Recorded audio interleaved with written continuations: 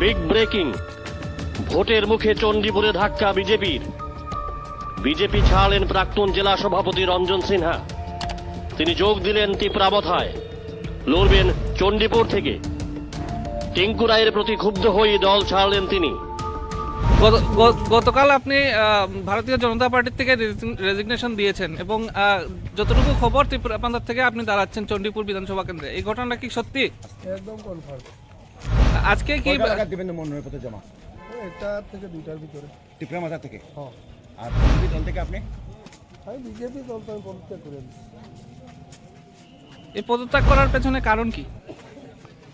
হ্যাঁ, কি কারণ পদত্যাগ? কারণ আমি আমার ওই কাগজটাতে লেখা আছে।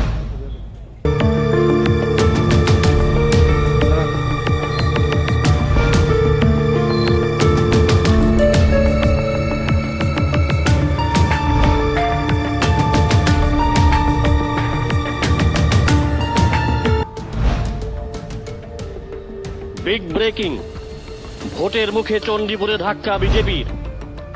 বিজেপি ছাড়লেন প্রাক্তন জেলা সভাপতি রঞ্জন সিনহা। তিনি যোগ দিলেন তীব্রাবথায়, লড়বেন চণ্ডীপুর থেকে। টিঙ্কু রায়ের প্রতি ক্ষুব্ধ হয়ে দল ছাড়লেন তিনি।